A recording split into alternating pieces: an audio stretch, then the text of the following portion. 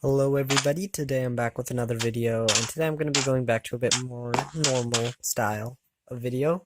Guys might have remembered I made a tips and tricks video once before, and that's what I'm going to be doing again, except I'm not going to be covering as many tips. I'm just going to be covering 4 small tips.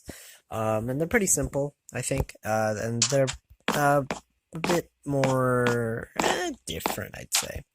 So first, we're going to start off with the chest, and you guys might know that if you take a chest, you can just place that down, and if you place 2 together, you can get a large chest. But what if I want to get it to a situation where I want to make these chests next to each other, but I also want them to be separate? Now, how would you do that? So what we're going to do, I'm going to show you how to do that right now.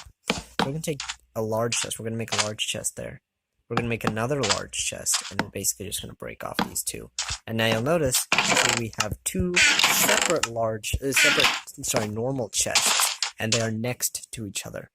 And they are not together, so that's how you can make a large chest. And I believe there's this trick where you can make like shift and not make them together. I don't think that works in the Bedrock edition. I think there's another trick that works in the Java edition, but not here. So that's the chest trick. That's the first one. Next thing we're going to go is something a bit more cosmetic. It has to do with the crossbow.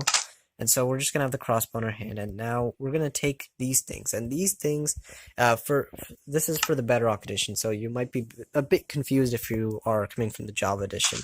Basically, you can only put specific things in your offhand. Your offhand is only reserved for certain things. Not everything can go into your offhand. It's very limited, actually. You can only put in things like a shield, Totem of Undying, a map, and there are a few other things too. But these are probably the main things, and also arrows. I can put in like a stack of arrows. But for this consideration, we're going to just take the map, and we're going to take the shield, and we're going to notice an interesting little difference between the two. This chest is done, so I don't really need that. So we're going to put it on the shield, and then we're going to take the crossbow, and you'll notice that it points straight down the middle. And so when I'm holding the crossbow, you know, everything is going to be normal. Like, for this tip, it's not really just like, it's just more cosmetic on your part. And you'll notice, like, it looks, you know, as you'd expect it to, nothing too strange. You know, obviously, if you shift, you can block.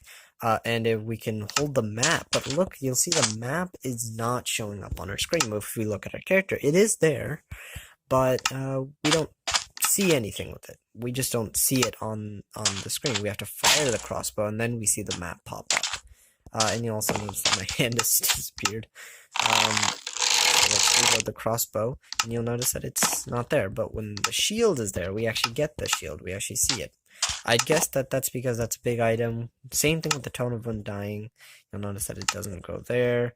Arrows, they also don't go there. I think fireworks can also be placed in, especially with the Village and Pillage update. Yeah, you still don't see them. You can fire them though, and they'll go out of our offhand. You know, they fire like normal. So, you know, nothing too interesting, just a cosmetic change that I thought would be kind of cool to point out. The next one, we actually have a bit of a cooler one, especially for some of you map makers. I saw the comments in some of my recent videos and thought that this might be a pretty cool thing to note. And so if you have a book or something in your map or whatever purpose you're using this for. Let's say you have a book of some sort, and this book specifically, I made it pretty long. It has like 10 pages. And what we're going to do, we're going to hook this up with a comparator, and we're going to make sure it's pointing that way. We're going to put in some stuff, some redstone basically, and we're going to put this book down there, and then you'll notice that this activates, and only this first piece of redstone is running. So if I were to put, like, let's say I put a piston right here, you notice it activates, and it's only because there's a book there. Let's say I took the book off, and now it is not going to activate. So when you put the book on, it only emits one piece of redstone. It's not very far. Now that might seem kind of useless. Like, okay, what am I going to use this for? And there's some uses to that, but what you can do is, let's say I want to read it. Now I just put random garbage in here. There's nothing too important, but what I do want you to note is that the farther we get into the book, and I'm going to put this piston all the way over here, okay? And so remember, it only goes up to, and I think I should also point out that I'm on page 3 and 4, and now the redstone is actually going a lot farther. It can actually activate here, so I think that's pretty cool that it goes all the way up to here. And notice how the farther I read into the book, the farther this redstone signal goes. So let's say there were 100 pages in this book. This thing could potentially go 100 blocks.